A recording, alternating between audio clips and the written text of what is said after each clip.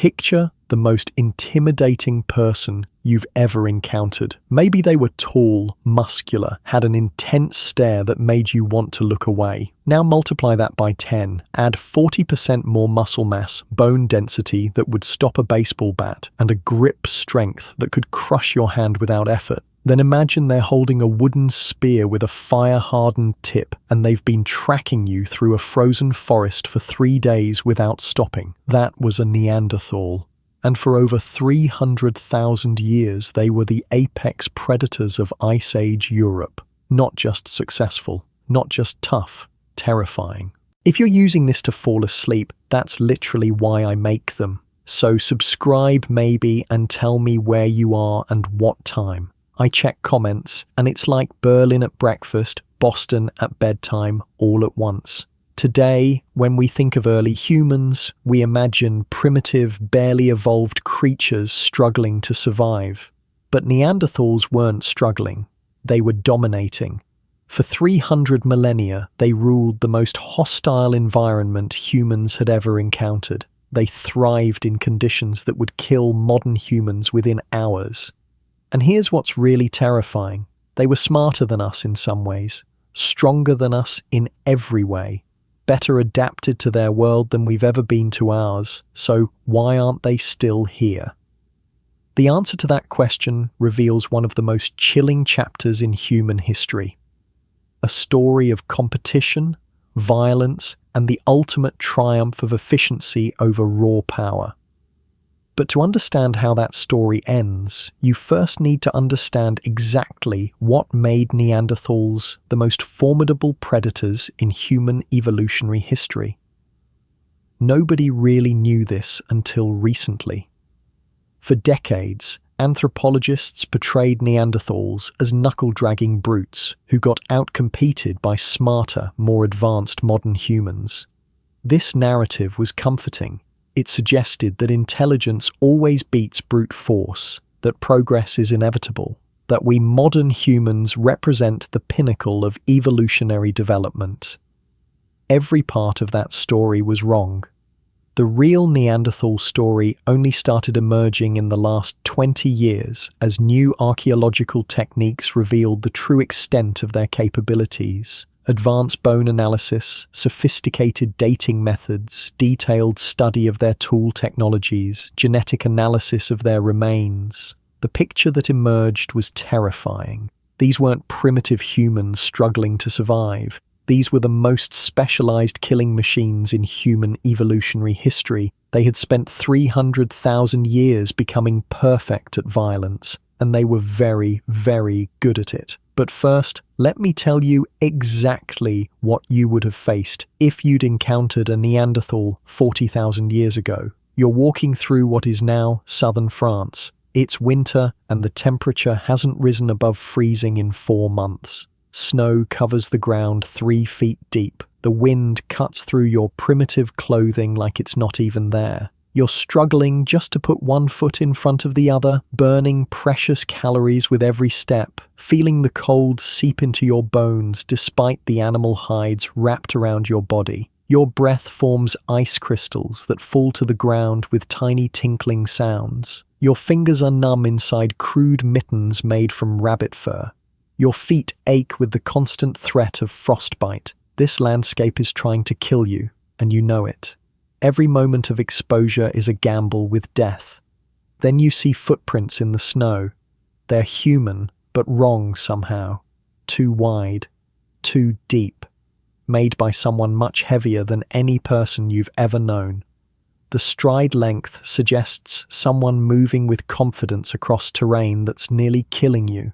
The depth suggests someone carrying significant weight, maybe heavy equipment, or the results of a successful hunt. And they're recent, maybe an hour old, heading in the same direction you're traveling. Your curiosity overcomes your caution. In this desolate landscape, any sign of other humans feels like hope. Maybe they know where to find shelter. Maybe they've discovered food sources you've missed. Maybe they'll share their fire. You start to follow them, trying to step in the existing footprints to conserve energy. As you walk, you notice details that make you increasingly uneasy. The person who made these tracks wasn't struggling. The spacing is regular, the depth consistent. Whoever this was, they were moving through this deadly environment like it was a casual stroll through summer grassland. The footprints lead you across a frozen stream, up a ridge covered in waist-deep snow, around massive boulders that required careful navigation. Everywhere you look, the trackmaker showed perfect knowledge of the terrain. They knew exactly where to step to avoid hidden obstacles. They chose the most efficient path across landscape you're finding nearly impossible to navigate. Then the footprints stop. Not gradually, not where the person turned aside. They just stop, as if whoever made them simply vanished. You look around, confused, scanning the empty landscape. There's nowhere to hide, no cave or shelter visible anywhere around you. That's when you realize the footprints don't stop. They go up, straight up the face of a cliff that looks impossible to climb even in good weather, let alone in winter conditions with snow covering every handhold. But the snow on the rock face is disturbed, showing finger holds and toe holds you never would have noticed. Someone climbed this wall in winter conditions, carrying gear, moving fast.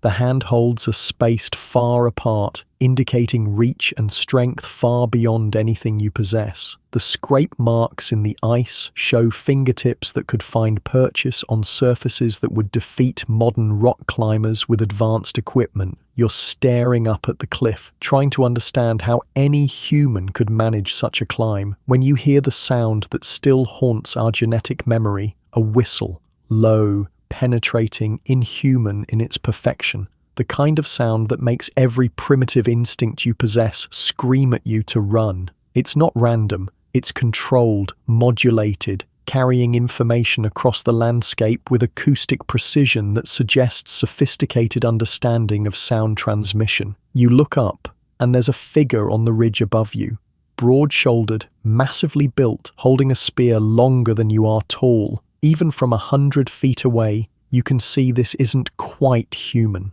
The proportions are wrong. The skull projects forward too much. The rib cage is too wide. The arms and legs too thick.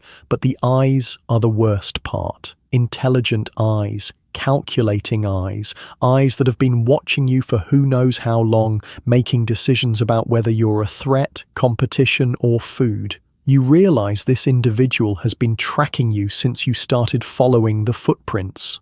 Maybe longer. They knew exactly where you were at every moment, could have approached you at any time, chose instead to lead you to this isolated location where no one will witness whatever happens next. The figure raises one hand, and you see other shapes moving along the ridge. Not just one Neanderthal, a group of them. And you're alone, exhausted, in unfamiliar territory with no escape route except the way you came.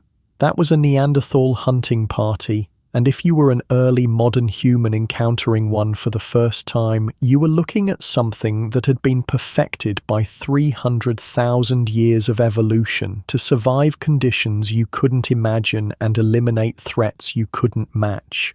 Let me put their physical capabilities in perspective. The average Neanderthal male stood about 5 feet 6 inches, but weighed around 180 pounds of almost pure muscle. That might not sound impressive until you understand what those measurements represent. Modern humans of the same height typically weigh 140 to 160 pounds, and much of that weight is fat, organs, and relatively light bone structure.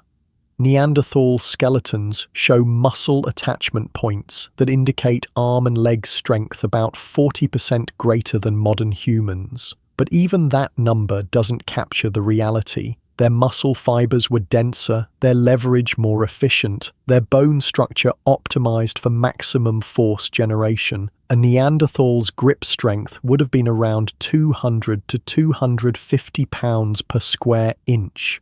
For comparison, the average modern human male can generate about 120 psi. Elite strongmen might reach 150. Neanderthals achieved forces that would crush the bones in your hand during a friendly handshake. But it wasn't just raw strength. Their entire skeletal system was built like a siege engine. Neanderthal arm bones had roughly twice the circumference of modern human arms, but they weren't just thicker. The internal structure was completely different, with more efficient distribution of calcium and phosphorus, creating bones that could withstand impacts that would shatter modern human skeletons. Their rib cages were barrel-shaped, 20% larger than ours, housing lungs that could process the thin, cold air of Ice Age Europe with maximum efficiency. They could extract oxygen from air that would leave modern humans gasping and lightheaded. Their cardiovascular systems were designed for sustained activity in conditions where we would collapse from hypothermia and oxygen deprivation. Most terrifying was their skulls. Neanderthal brain cases were actually larger than ours, averaging about 1,600 cubic centimeters compared to our 1,400. But the skull itself was built like armor, brow ridges projected forward like built-in shields, thick enough to stop impacts that would penetrate modern human foreheads. The bone was dense enough that Neanderthal skulls found at archaeological sites are often perfectly preserved, while the skulls of other contemporary species have crumbled to dust. These weren't just anatomical curiosities. They were integrated weapon systems walking around in human form. The shape of their nasal passages reveals another terrifying adaptation. Neanderthal noses were massive, projecting forward from their faces like organic air conditioning units. The internal passages were lined with complex structures designed to warm and humidify incoming air before it reached their lungs. They could breathe comfortably in air temperatures that would cause modern humans to develop frostbite in their respiratory systems. This meant they could hunt actively in conditions where we would be forced to huddle around fires just to survive. While modern humans were burning precious calories trying to stay warm, Neanderthals were using that same energy to track prey across landscapes that served as natural refrigerators. Archaeological evidence shows that Neanderthals regularly hunted animals that modern humans wouldn't dare approach. Woolly mammoths weighing 6 tons. Cave bears that stood 12 feet tall on their hind legs, with claws like daggers and teeth that could crack human skulls. Woolly rhinoceros with horns as long as spears and tempers that made them walking death machines.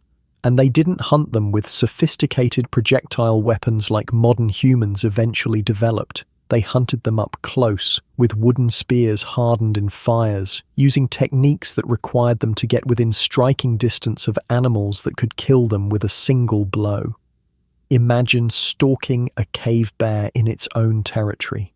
These animals were built like living bulldozers, weighing up to 1,500 pounds, capable of decapitating a human with a single swipe. Their skulls were thick enough to stop spears, their reach long enough to strike before a human could get close enough to attack effectively. But Neanderthals developed techniques for taking them down systematically. They'd work in coordinated groups, using fire to drive the bear into a kill zone where they could surround it and attack with synchronized spear thrusts. They understood bear behavior well enough to predict how the animal would react to different threats, positioning themselves to exploit moments of vulnerability. The bones tell the story. Neanderthal skeletal remains show injury patterns consistent with close quarters combat with large, dangerous animals. Healed fractures on their arms and ribs, impact damage to their skulls, compression injuries to their spines from the massive forces involved in bringing down megafauna. But here's the terrifying part. These weren't desperate survivors taking enormous risks because they had no choice. They were so efficient at hunting dangerous game that it became their preferred lifestyle. They chose to fight cave bears and mammoths because they were good at it. Archaeological sites across Europe show evidence of systematic mammoth hunting that lasted for thousands of years.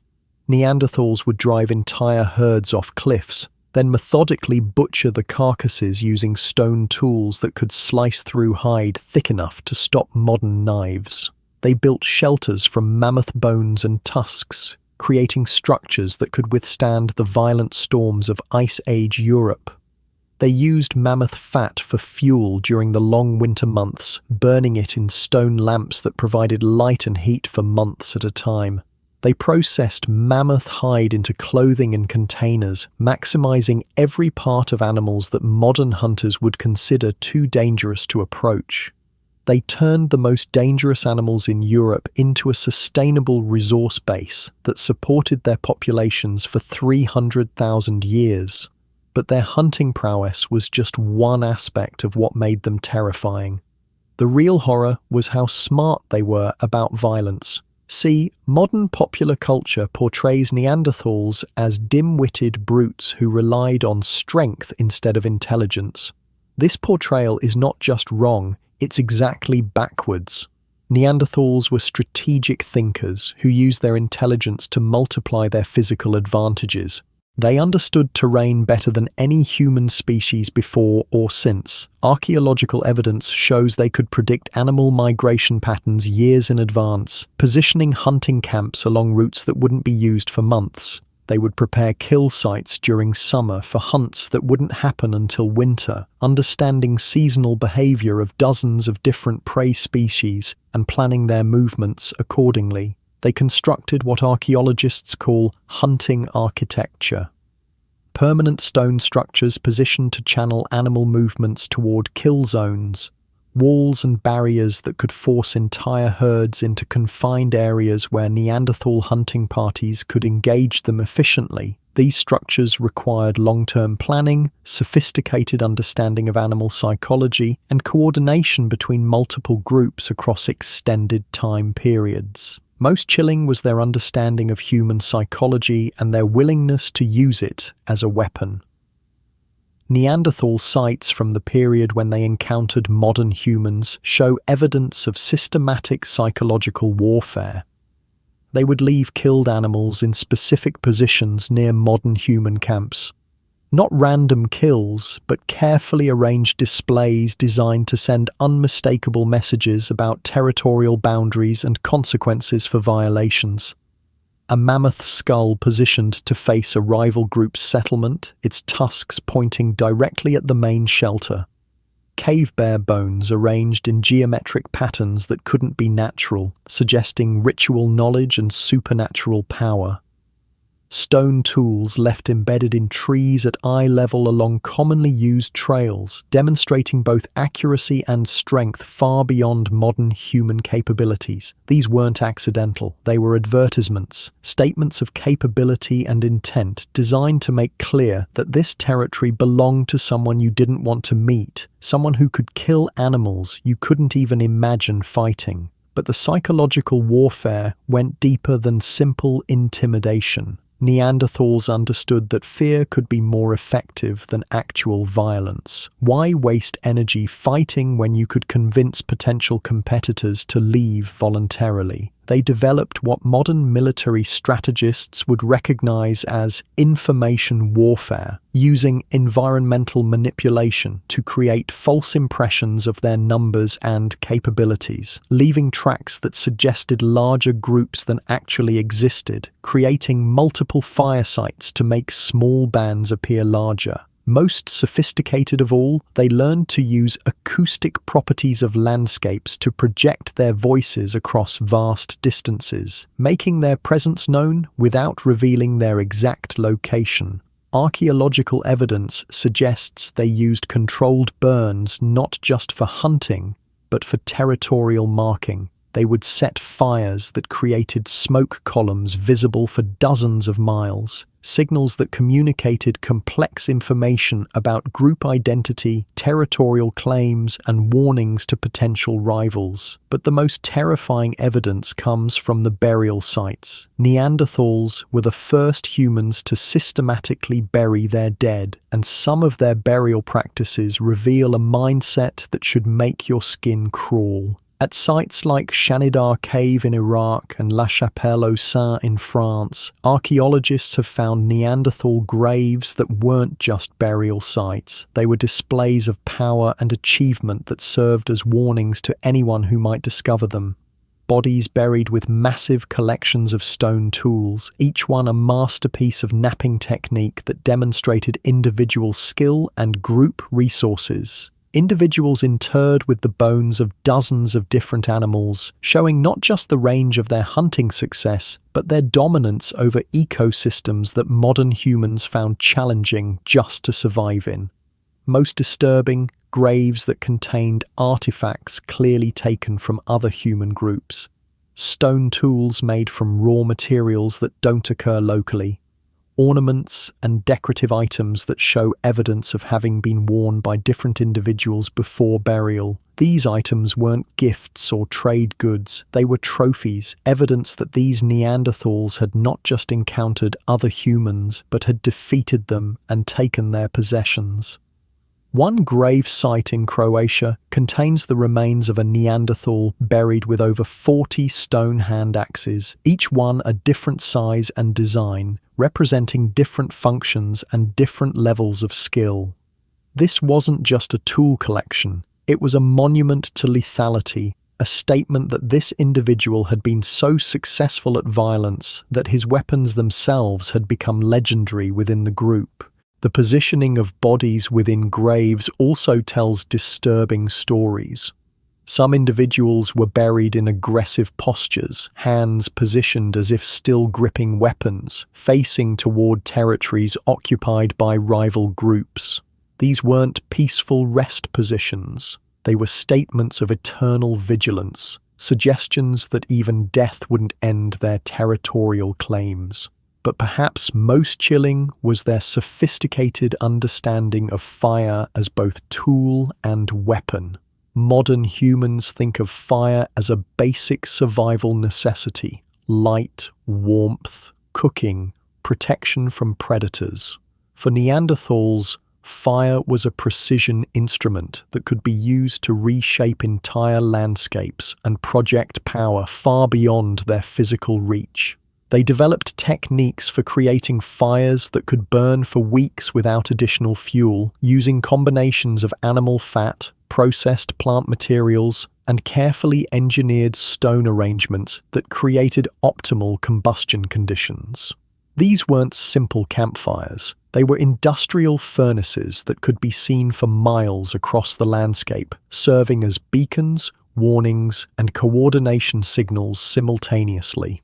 The complexity of their fire technology was staggering. They understood the burning properties of different materials well enough to create fires with specific characteristics. Slow-burning fires for long-term heating, fast-burning fires for cooking, smoky fires for signaling, clean-burning fires that produced minimal light when stealth was required. Archaeological evidence shows they could control fire temperature precisely enough to conduct sophisticated manufacturing processes, heat-treating stone to make it easier to nap into tools, processing plant materials to extract fibers for cordage. Most impressively, they developed pyrotechnology for hardening wooden spear points, creating weapons that were harder than many modern materials. But they also understood fire as a weapon system. Archaeological evidence suggests they used controlled fires to force rival groups out of caves and rock shelters, building fires at cave entrances and using smoke to suffocate anyone inside.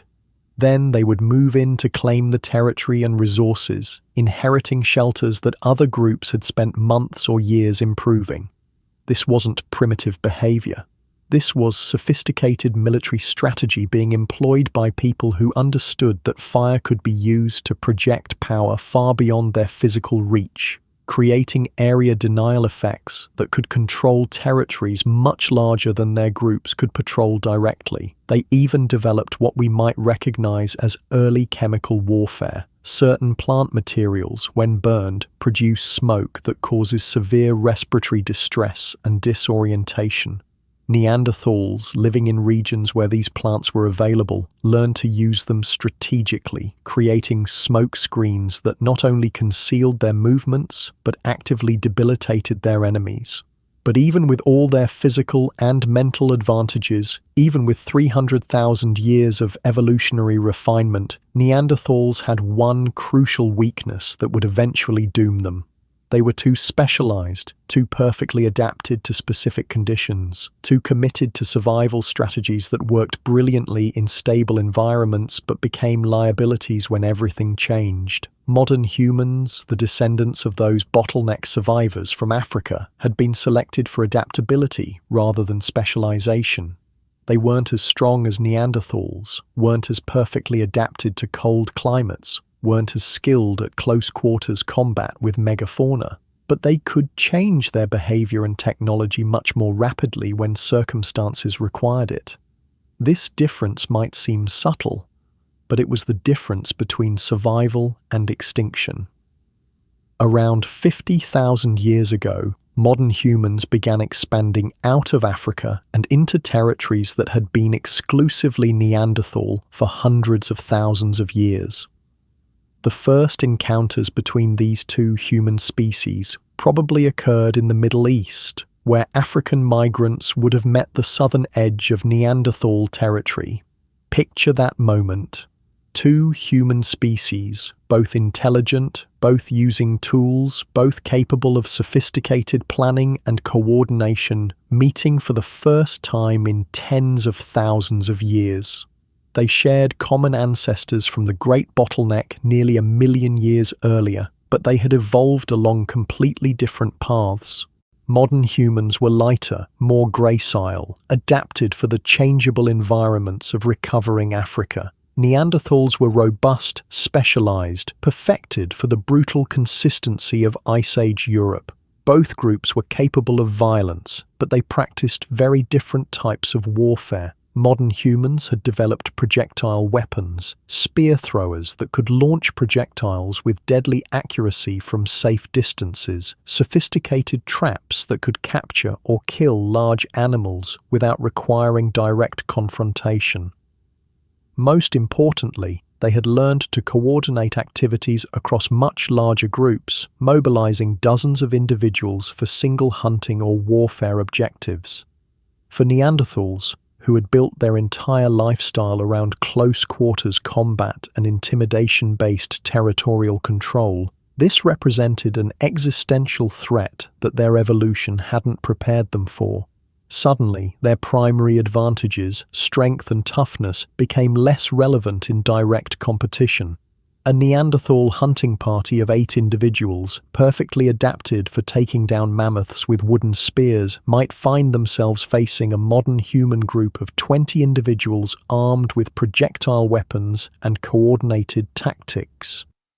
The Neanderthals were individually superior fighters, but they were outnumbered and outranged. Initially, this didn't matter much. The Middle East was vast enough to support both populations, and climate fluctuations meant that sometimes conditions favored Neanderthal specializations, sometimes modern human adaptability. For thousands of years, the region changed hands repeatedly as climate shifted and different survival strategies became optimal. But around 45,000 years ago, modern humans developed what archaeologists call the Upper Paleolithic Revolution, a sudden explosion of technological innovation that changed the rules of survival permanently. Sophisticated spear throwers that could launch projectiles with deadly accuracy at distances that made Neanderthal close combat tactics obsolete. Bone needles that allowed them to create fitted clothing for cold weather, reducing their energy requirements and extending their operational range. Fish hooks and nets that opened up entirely new food sources, reducing their dependence on large game hunting. Most importantly, they developed systematic blade production techniques for creating long, sharp cutting edges from small amounts of raw material. While Neanderthals were still making tools one at a time, using techniques that required significant raw material and time, modern humans could mass-produce standardized tools that were lighter, sharper, and more efficient. These weren't just incremental improvements. They were force multipliers, technologies that allowed smaller groups of humans to achieve what had previously required much larger groups. A Neanderthal hunting party might need 15 individuals to take down a mammoth using traditional techniques. A modern human group with spear throwers and coordinated tactics could accomplish the same result with 6 or 8 individuals. This efficiency advantage compounded over time. Modern humans could maintain larger territories with smaller populations. They could survive in marginal environments that would challenge even robust Neanderthals. They could expand into new regions faster and establish permanent settlements more easily. The Neanderthals, who had survived the Ice Age through sheer physical toughness and close-knit group cooperation, suddenly found themselves outcompeted by a more technologically advanced species that could accomplish their survival objectives with less effort and fewer resources. But they didn't go down without a fight. Archaeological evidence from the period when modern humans and Neanderthals shared territories shows escalating violence and competition. Neanderthal sites contain increasing numbers of weapons and defensive structures. Modern human sites show evidence of fortification and strategic positioning. Both groups began living in more defensible locations, suggesting ongoing territorial conflicts. Some sites contain evidence of what can only be described as massacres. Modern human settlements that were overrun and destroyed, with clear signs of Neanderthal involvement, stone tools embedded in human bones, evidence of close-quarters combat that favored Neanderthal strength and fighting techniques. But there are also Neanderthal camps that were abandoned suddenly, with valuable resources left behind, tools scattered as if people had fled in panic, evidence of organized attacks by modern human groups using coordinated tactics and projectile weapons. The most chilling evidence comes from sites that show interbreeding between the two species. Not peaceful coexistence or romantic cooperation, but what geneticists call asymmetric gene flow. The DNA evidence suggests that in most cases where modern humans and Neanderthals interbred, it involved modern human females and Neanderthal males. This pattern is consistent with conquest rather than cooperation. Neanderthal groups overwhelming modern human settlements and taking captives. The genetic legacy of these encounters is still with us today. Everyone of non-African descent carries about 2% Neanderthal DNA, much of it concentrated in genes related to immune function and cold adaptation. We are literally carrying the genetic spoils of an ancient war, traces of violence that occurred 40,000 years ago still affecting our biology today. But the war wasn't just about territory or resources. It was about two fundamentally different approaches to survival, two evolutionary strategies that could not coexist indefinitely in the same ecosystems. Neanderthal strategy was based on specialization, perfection, and direct domination. They had spent 300,000 years becoming the ultimate Ice Age predators, capable of surviving conditions that would kill other species, hunting animals that other predators avoided, maintaining territories through intimidation and superior fighting ability. Modern human strategy was based on adaptability, efficiency, and technological innovation. They were willing to change their tactics when circumstances required it, develop new technologies when old ones became inadequate, coordinate larger groups when individual prowess wasn't sufficient. When climate change around 40,000 years ago began shifting European ecosystems away from the cold, stable conditions that had favored Neanderthal specializations, modern humans were ready. They developed new hunting techniques for smaller game. They learned to exploit aquatic resources. They created trade networks that could move resources across hundreds of miles. Neanderthals, locked into successful but rigid survival strategies, struggled to make the necessary adjustments.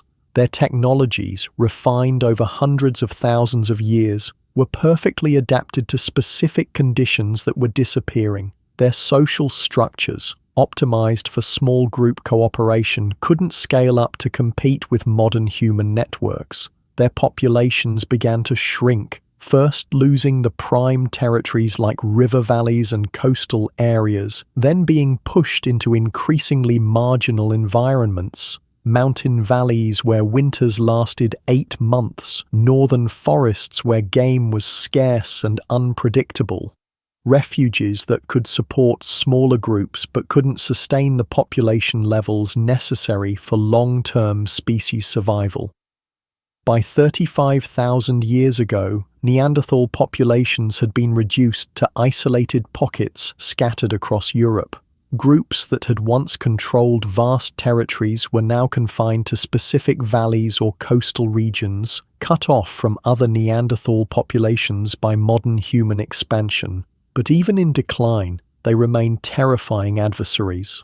Archaeological evidence from this period shows Neanderthal groups that had begun adopting modern human technologies and tactics, stone tools that show modern human influence, evidence of long-distance trade networks similar to those developed by modern humans, even some primitive art and symbolic behavior suggesting they were trying to adapt to changing conditions. They were learning. They were evolving culturally as well as biologically. If they had been given more time, they might have made the necessary adjustments to survive alongside or compete with modern humans indefinitely. But time was running out. Climate continued to change. Modern human populations continued to grow.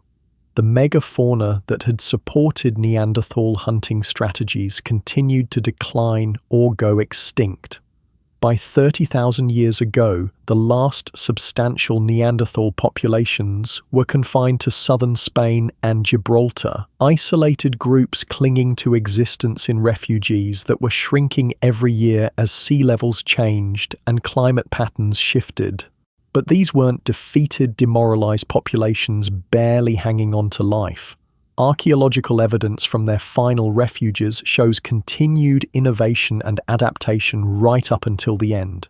They had developed sophisticated techniques for harvesting marine resources, exploiting shellfish and coastal animals that required completely different skills from their traditional large game hunting. They were making tools from new materials they had never used before, creating art and symbolic objects that showed complex cognitive abilities previously thought to be unique to modern humans, developing new social structures that allowed smaller groups to maintain cultural knowledge and technical skills. The last Neanderthals weren't primitive survivors, they were becoming something new, something that might have eventually become competitive with modern humans again. But the environmental pressures were too severe. The population bottlenecks too restrictive. Around 28,000 years ago, the last Neanderthal populations finally went extinct. The most successful predatory species in European history disappeared, leaving behind only bones, tools, and genetic echoes in modern human DNA. But their legacy wasn't just biological. The experience of competing with Neanderthals changed modern humans in fundamental ways that still affect our behavior today. We learned that we weren't the only intelligent, tool-using, dangerous humans on the planet. We learned that survival sometimes required not just cooperation within our own species, but active competition and warfare against other human species that might be stronger, tougher, and more specialized than we were. This experience shaped human psychology in ways we're still discovering. Our capacity for tribalism, our tendency to see physical differences as signs of fundamental otherness, our ability to organize for systematic violence against other human groups. All of these traits were probably refined during the long competition with Neanderthals. We became more paranoid, more suspicious, more willing to use preemptive violence against potential threats. But we also became more cooperative within our own groups, more willing to share resources and coordinate activities on larger scales. The competition with Neanderthals selected for modern humans who could maintain social cohesion across larger groups while simultaneously being ruthless toward outsiders. This combination of internal cooperation and external aggression became one of our defining characteristics as a species. But what's really terrifying is how close we came to losing that ancient competition. Recent archaeological discoveries have revealed that the competition between modern humans and Neanderthals lasted much longer and was much more intense than previously thought. In some regions of Europe, Neanderthal populations survived until as recently as 24,000 years ago, only about 1,000 human generations in the past. More disturbing, genetic evidence suggests there were multiple waves of interaction between the two species, periods of conflict followed by periods of coexistence, then renewed competition as environmental conditions changed. This wasn't a single conquest, followed by extinction. This was an extended war lasting tens of thousands of years. During some periods, modern humans were actually losing. Archaeological evidence from certain regions shows modern human populations declining, while Neanderthal populations remained stable or even expanded.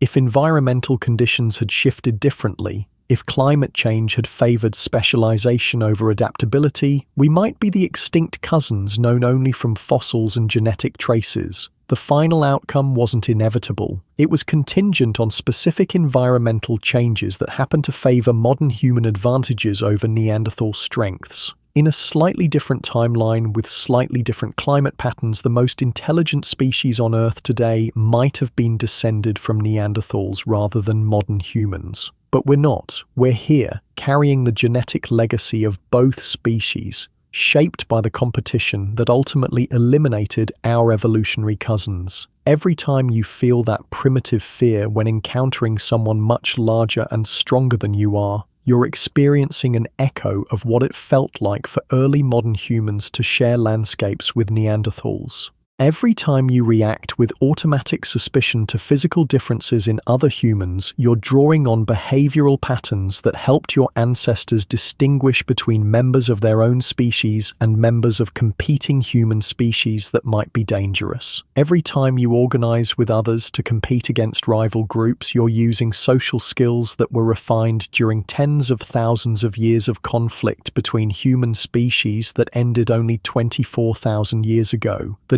Neanderthals are gone, but they shaped us into what we are today. We are the descendants of the modern humans who survived competition with the most formidable predators in human evolutionary history. And that tells you something important about what we're capable of when survival is at stake. Modern humans might seem physically weak compared to our ancient competitors. We've traded muscle mass for brain development, raw strength for technological sophistication. We live in climate-controlled environments, eat processed foods, spend most of our time in sedentary activities that would have been incomprehensible to our ancestors. But we're still the species that outlasted the Neanderthals. We still carry the genetic and cultural legacy of ancestors who not only survived 300,000 years of competition with apex predators, but ultimately prevailed against opponents who were stronger, tougher, and in many ways better adapted to their environment. When pushed to our absolute limits, modern humans are capable of things that would have impressed even the most formidable Neanderthal hunting party. We can organize cooperative efforts involving millions of people across continents.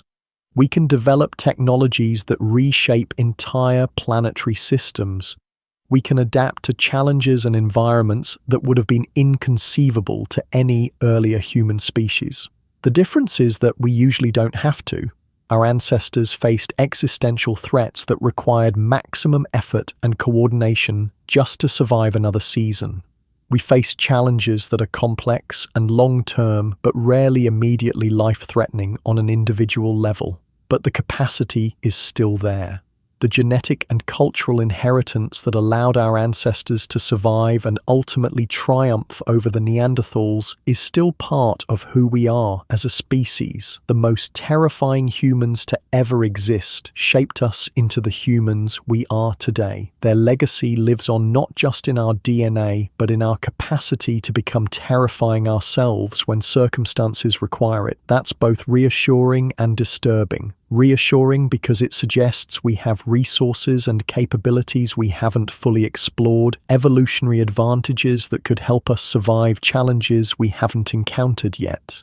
Disturbing because it reminds us that humans, under the right conditions, can become apex predators capable of eliminating any competition they encounter. The Neanderthals dominated Europe for 300,000 years, becoming perfect killing machines adapted to the most hostile environment humans had ever encountered. We've dominated the entire planet for only about 10,000 years since the agricultural revolution, and we've already reshaped ecosystems, driven thousands of species to extinction, and developed weapons capable of ending all complex life on Earth. Maybe we learned too well from our competition with the Neanderthals. Maybe we became too efficient at eliminating threats and competitors, too willing to use violence to solve problems that might have other solutions. Or maybe that's just what apex predators do. They dominate their environment until they either develop sustainable patterns or destroy the resources they depend on for survival. The Neanderthals couldn't adapt fast enough when their world changed. They were too specialized, too committed to survival strategies that had worked perfectly for hundreds of thousands of years but suddenly became inadequate when environmental conditions shifted beyond their parameters. We're facing our own environmental changes now. Climate shifts that are altering ecosystems worldwide. Resource depletion that's challenging the economic and technological systems we depend on. Population pressures that are straining the social cooperation networks that made our global dominance possible. The question is whether we'll prove more adaptable than the Neanderthals were, or whether we'll follow them into extinction, victims of our own success and specialization. But that's getting ahead of ourselves. Right now, I want you to understand exactly how terrifying these ancient humans really were. Because the more you learn about Neanderthal capabilities, the more disturbing it becomes that they're not still here. Let's talk about their hunting techniques in detail, because this is where their true nature as apex predators becomes undeniable. Modern humans hunt with tools that keep us at safe distances from our prey. Rifles, bows, traps, nets. We've spent thousands of years developing technologies that minimize risk and maximize efficiency. Even our ancestors who lived alongside Neanderthals eventually developed spear throwers and projectile weapons that allowed them to kill from dozens of yards away. Neanderthals hunted with pointed sticks, not because they were primitive, not because they didn't know how to make better weapons, but because they were so physically capable that they didn't need better weapons. They were the weapons. Archaeological analysis of Neanderthal spear points shows something remarkable. These weren't crude wooden stakes sharpened with rocks. They were precision instruments, carefully shaped and fire-hardened to create points that were harder than many modern steel implements. The woodworking techniques required to create these spears demanded sophisticated understanding of wood grain, heat application, and tool manufacture. But the really terrifying part is what they did with these spears. Microscopic analysis of stone spear points found at Neanderthal sites shows impact damage consistent with high-velocity collisions with large animal bones. These spears were being thrust with enough force to penetrate mammoth hide and drive deep into bone. To put this in perspective, mammoth hide was up to 2 inches thick in some places, dense and tough enough that modern hunters using high-powered rifles sometimes have difficulty achieving clean kills. Neanderthals were driving wooden spears through this material, using nothing but arm strength and technique. The physics involved are staggering. To achieve the penetration depths found in mammoth bones at Neanderthal kill sites, the spear thrusts would have required forces exceeding 400 pounds per square inch at the point of impact. That's not just impressive strength, that's mechanical advantage achieved through perfect technique, optimal spear design, and coordinated group tactics. But they weren't just stabbing randomly at massive animals and hoping for the best.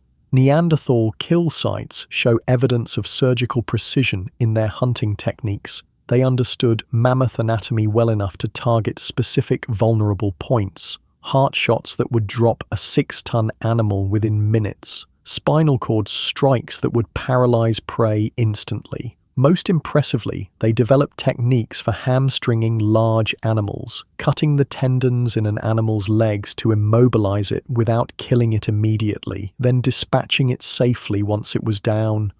This required getting underneath dangerous animals, working with stone knives while the prey was still active and potentially deadly. Imagine crawling under a wounded mammoth to cut its leg tendons while it's thrashing around, trying not to get crushed by an animal that weighs as much as a small building.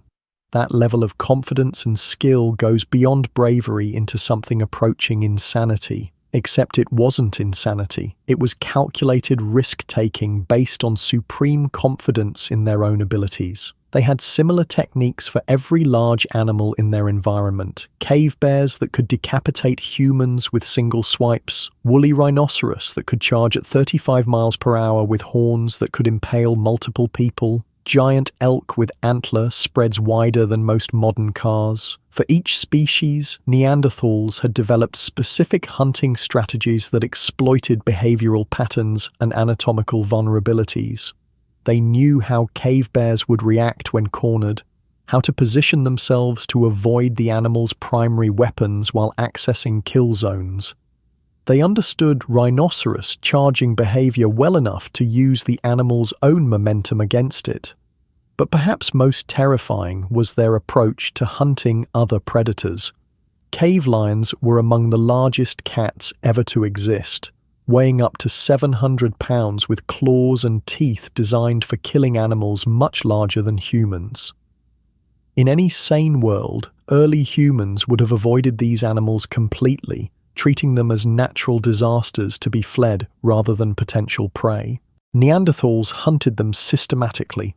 Archaeological sites across Europe contain cave lion bones showing clear evidence of human processing, cut marks indicating deliberate butchery, tool marks showing extraction of specific body parts, cave lion teeth that had been worked into tools and ornaments. They weren't just scavenging lion kills or occasionally defending themselves. They were actively targeting apex predators that were specifically adapted to kill large mammals, turning them into resources through techniques that required getting close enough to engage animals that specialized in killing things exactly like humans. This suggests a level of confidence in their own predatory abilities that borders on the incomprehensible. Modern humans, even with advanced weapons, rarely hunt large predators. We generally avoid them, defend against them when necessary, but we don't seek them out for food and materials. Neanderthals saw apex predators as just another resource to be harvested, another challenge to be overcome through superior technique and coordination. But their hunting prowess extended beyond just individual prey animals. They understood ecosystem management in ways that wouldn't be matched by any human society for hundreds of thousands of years. Archaeological evidence shows that Neanderthals practiced what modern conservationists would recognize as sustainable resource management. At long-term occupation sites, animal bone assemblages show consistent species ratios over thousands of years. They weren't hunting prey populations to extinction, they were managing them. This required understanding population dynamics, breeding cycles, migration patterns, and carrying capacity for dozens of different species simultaneously. They had to know which animals could be harvested heavily without affecting population stability, which ones required more careful management, how seasonal variations affected availability. Most impressively, they understood predator-prey relationships well enough to manipulate them. At some sites, evidence suggests they deliberately maintained populations of smaller predators like wolves and lynx, understanding that these animals helped control herbivore populations and made large game hunting more predictable. They were practicing ecosystem engineering 300,000 years before modern humans developed the scientific concepts necessary to understand what they were doing. But the really chilling aspect of Neanderthal hunting culture was how it shaped their society and worldview. For most human cultures, hunting is just one activity among many. important for food security, but balanced against other survival priorities. For Neanderthals, hunting large, dangerous animals was the foundation of everything else: their social structures, their technology development, their territorial organization, their spiritual practices. Everything was built around the reality that their survival depended on their ability to kill animals that could kill them. This created a society where violence wasn't just accepted, it was celebrated, where individual worth was measured primarily by effectiveness at killing, where the ability to face death regularly and survive was the primary determinant of status and leadership. Archaeological evidence supports this interpretation. Neanderthal burial sites show clear status differences based on hunting success. Individuals buried with large numbers of weapons and hunting trophies. Bodies positioned to display scars and healed injuries that demonstrated survival of dangerous encounters. But there's also evidence of something darker. Burials that include human remains processed in ways similar to animal prey. Cut marks on human bones consistent with the same butchery techniques used on mammoth and rhinoceros carcasses. Now, this evidence is controversial, and many archaeologists argue these cut marks could have other explanations: mortuary practices, accidental damage during burial, post-mortem processing for reasons other than consumption. But some sites show patterns that are difficult to explain without accepting that at least some Neanderthal groups practiced cannibalism, not out of desperation or starvation, but as part of their normal cultural practices. The most disturbing evidence comes from sites where human remains show the same systematic processing as high-value prey animals: selective removal of meat-rich body parts, extraction of bone marrow, concentration of nutritious organs. If this interpretation is correct, it suggests that for some Neanderthal groups, other humans weren't fundamentally different from any other large mammal. If you could kill it and eat it, it was potential prey, regardless of whether it was intelligent or used tools. This mindset would explain some of the archaeological evidence from sites where Neanderthals encountered other human groups. Not just competition for resources, but active predation. Other humans treated as just another hunting opportunity. But even if we set aside the cannibalism question, the archaeological record makes clear that Neanderthal society was built around systematic violence in ways that modern humans find difficult to comprehend. Their children grew up surrounded by weapons and hunting trophies. They learned to use spears before they could probably walk properly. Their play activities almost certainly involved mock hunts and combat training. By adolescence, they were participating in hunts that could kill them if they made mistakes. This wasn't child abuse or primitive neglect. This was necessary education for survival in a world where adult effectiveness at violence determined whether the group lived or died. Children who couldn't learn to kill dangerous animals wouldn't survive to reproduce. Children who couldn't handle the psychological stress of regular life or death encounters wouldn't make it to adulthood. Over hundreds of thousands of years, this selection pressure created populations that were not just physically capable of extreme violence, but psychologically adapted to it. Individuals who could kill large dangerous animals repeatedly without developing trauma responses that would impair their effectiveness. Modern humans, even trained soldiers and professional hunters, typically develop stress responses from repeated exposure to violence that can impair performance over time. Post-traumatic stress, hypervigilance, emotional numbing, these are normal psychological reactions to the kinds of experiences that were routine for Neanderthals. But Neanderthal psychology appears to have been different. Archaeological evidence suggests they could engage in extremely violent activities regularly without losing effectiveness. If anything, success at violence seems to have enhanced their social standing and psychological well-being. They had evolved into something that could not only tolerate extreme violence, but actually thrived on it. This psychological adaptation extended beyond just hunting. It affected every aspect of how they interacted with their environment and with other humans. They saw the world in terms of threats to be eliminated and resources to be exploited through superior force. When Neanderthal groups encountered other humans, their default response wasn't curiosity or attempts at communication, it was evaluation. Are these individuals threats that need to be eliminated? Are they weaker groups that could be displaced or dominated? Are they potential sources of resources that could be taken through force? The genetic evidence supports this interpretation. The patterns of interbreeding between Neanderthals and modern humans suggest interactions that were predominantly coercive rather than cooperative. Modern human groups were being overwhelmed by Neanderthal groups, with captives being incorporated into Neanderthal populations rather than equals forming mixed communities. This paints a picture of Neanderthal expansion and territorial control that looks less like migration and more like conquest.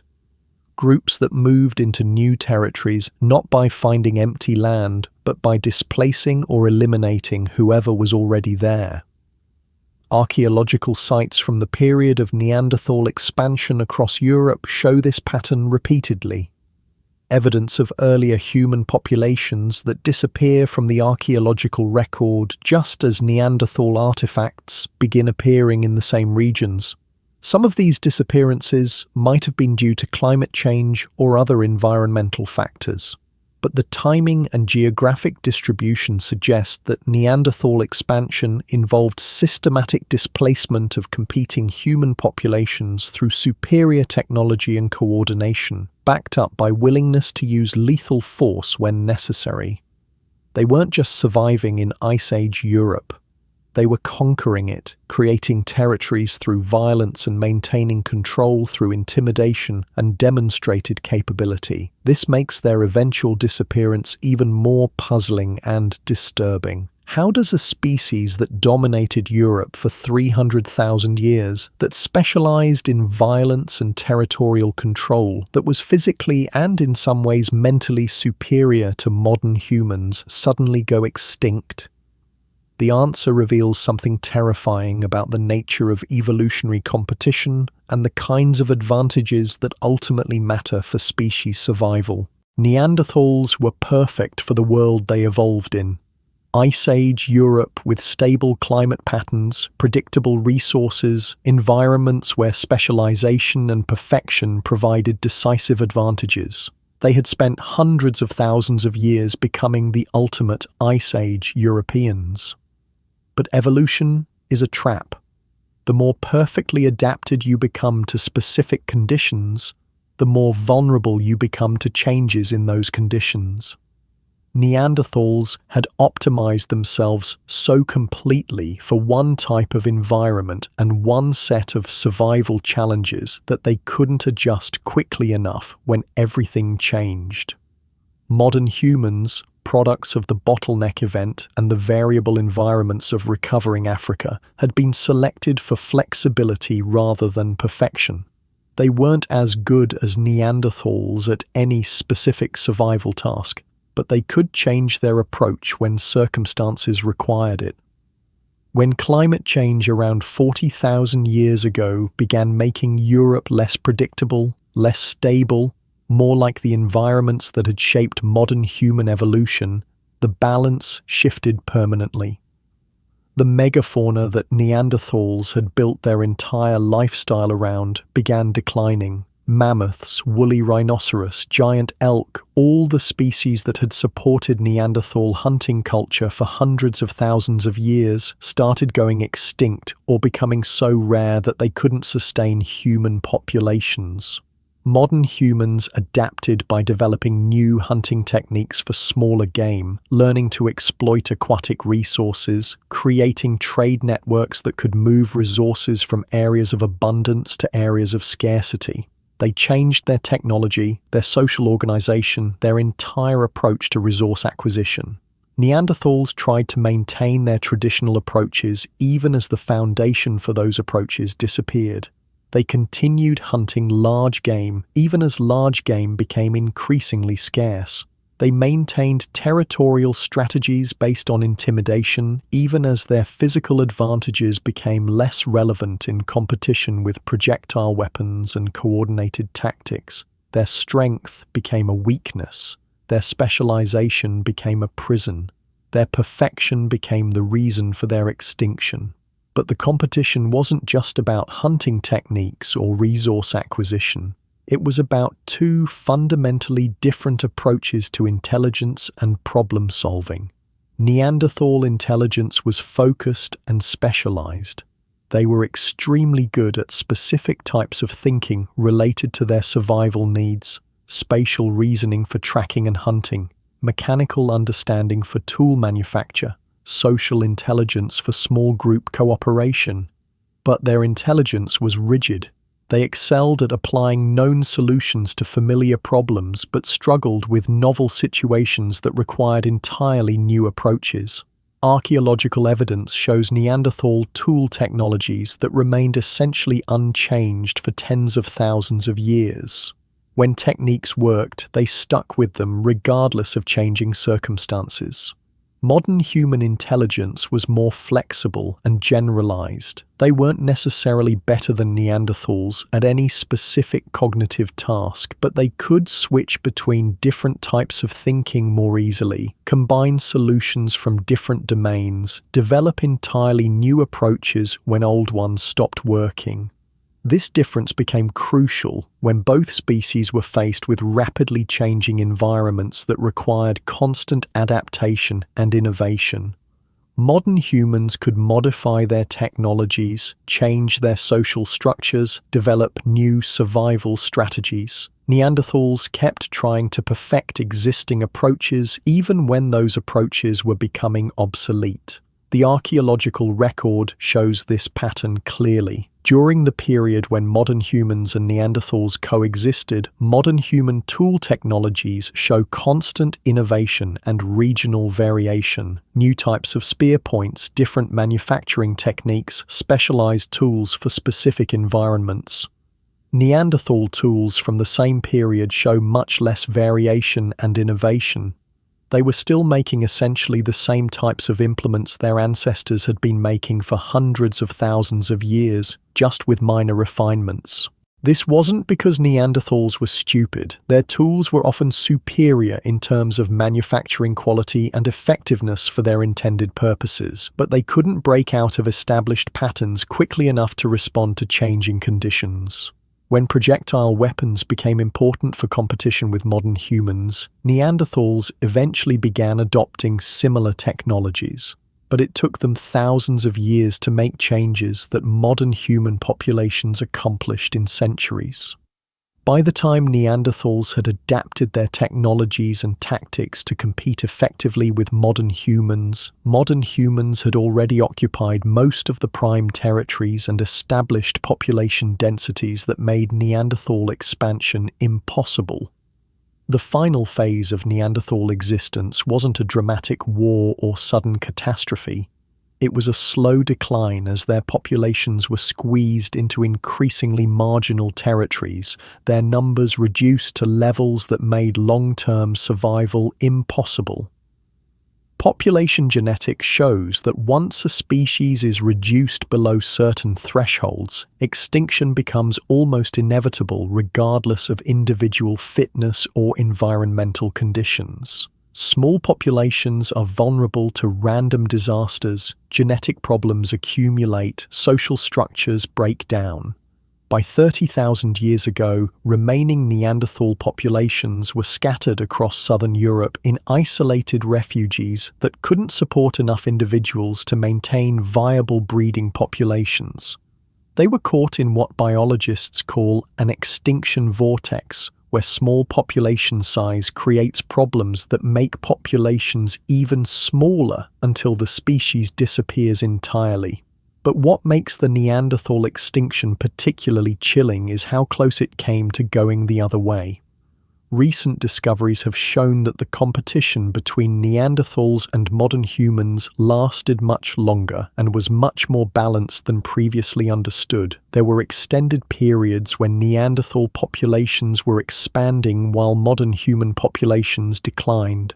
Regions where Neanderthal groups successfully displaced modern human settlements and reoccupied territories they had previously lost.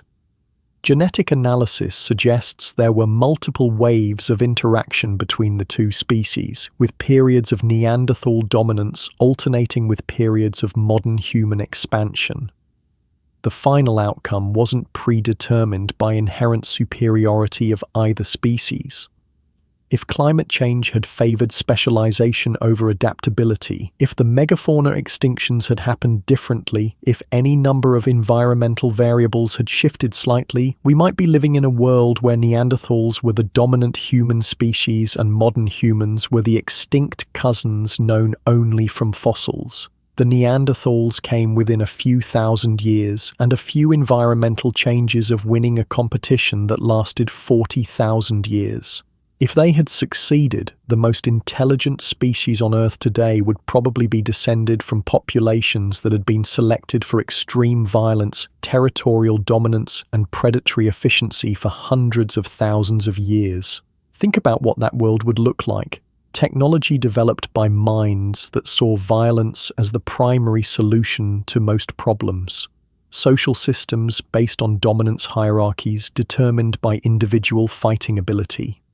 International relations between groups that had never learned to resolve conflicts through anything other than superior force. Maybe it would have been a more honest world. Maybe eliminating the pretense that humans are fundamentally peaceful or cooperative would have led to more effective institutions for managing conflict and competition, or maybe it would have been a world trapped in permanent warfare, where technological advancement was focused entirely on developing better ways to kill, where cooperation beyond small family groups was impossible, where the species eventually destroyed itself through conflicts that escalated beyond anyone's ability to control. We'll never know because the Neanderthals lost, but their legacy shaped us in ways we're still discovering. Every time you feel automatic fear when confronted with someone much larger and stronger than you are, you're experiencing psychological adaptations that helped your ancestors survive encounters with Neanderthals. Every time you form coalitions with others to compete against rival groups, you're using social strategies that were refined during tens of thousands of years of interspecies competition. Every time you react with suspicion or hostility toward humans who look different from your own population, you're drawing on behavioral patterns that once helped distinguish between members of your own species and members of competing human species that might be dangerous. These aren't noble traits, but they're human traits, shaped by the reality that for much of our evolutionary history, other humans were among the most dangerous things our ancestors encountered. The competition with Neanderthals taught us that survival sometimes requires not just cooperation within our own groups, but organized violence against other groups that threaten our interests. Modern humans are simultaneously the most cooperative and most destructively competitive species on Earth because those traits were both necessary for surviving the Neanderthal competition. We learned to work together in larger groups than any other primate while also learning to wage systematic warfare against other humans when circumstances required it. The Neanderthals made us what we are today. Their existence forced our ancestors to become more cooperative, more innovative, more adaptable, more willing to use coordinated violence when survival was at stake. In a very real sense, we owe our current dominance of Earth to the fact that we once shared the planet with humans who were stronger, tougher, and more specialized than we were. The competition made both species more capable, but ultimately favored flexibility over specialization. Now, we're the only human species left carrying genetic traces of our ancient competitors and behavioral patterns shaped by the experience of surviving them. We've inherited the Earth not because we were the best humans, but because we were the most adaptable humans at a crucial moment when adaptability mattered more than any other trait. The Neanderthals were the most terrifying humans to ever exist.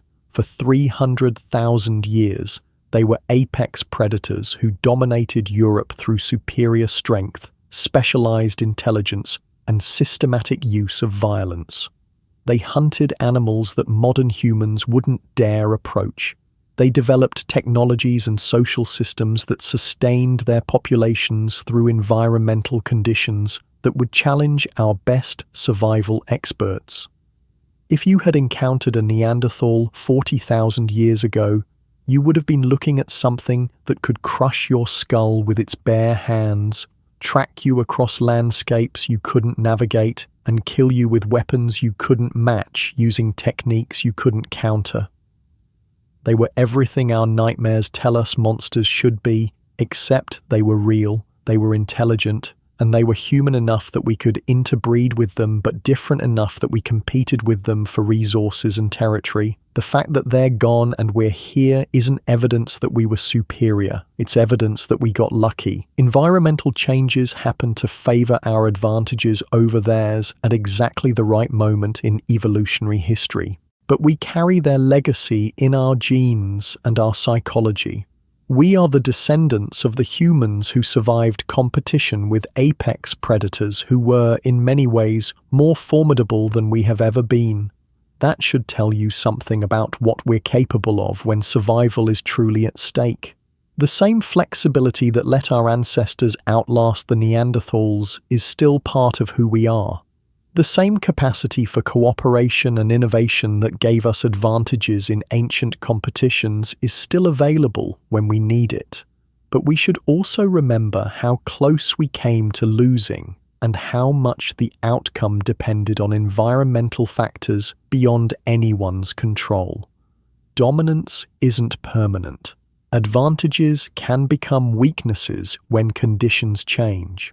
The most perfectly adapted populations are often the most vulnerable to extinction when their world shifts beyond their ability to adjust. The Neanderthals ruled Europe for 300,000 years before disappearing in what amounts to an evolutionary eye blink. We've dominated the entire planet for about 10,000 years, and we're already facing environmental changes that may require the same kind of adaptability that our ancestors needed to survive the Neanderthal competition. The question is whether we've retained enough flexibility to adapt to whatever comes next, or whether our own specializations and technological dependencies will make us as vulnerable to changing conditions as the Neanderthals ultimately were. The most terrifying humans to ever exist are gone, but the world that created them and the evolutionary pressures that shaped them are still operating. Somewhere in our future, there may be challenges that require the same kind of strength, violence, and predatory efficiency that made Neanderthals so successful for so long. When that time comes, we'll discover whether we've inherited enough of their capabilities to survive, or whether we've become too dependent on technologies and social systems that might not work when everything changes again. The Neanderthals were terrifying because they were perfectly adapted killing machines, but they were also beautiful in their own way, representing hundreds of thousands of years of evolutionary refinement, populations that had survived challenges we can barely imagine. Their extinction was one of the great tragedies in the history of life on Earth. The loss of knowledge, capabilities, and genetic diversity that had taken hundreds of millennia to develop. The end of the only other human species that might have eventually developed civilizations different from but comparable to our own. We are poorer for their absence, but we are also shaped by their memory, carrying forward the legacy of competition that made both species stronger and ultimately determined which approach to human existence would inherit the future. The most terrifying humans to ever exist live on in us, in our DNA, in our psychology, in our capacity to become apex predators ourselves when circumstances require it. Their story is our story, and their fate may also be our fate if we cannot learn the lessons their extinction should teach us about adaptability, humility, and the temporary nature of evolutionary success.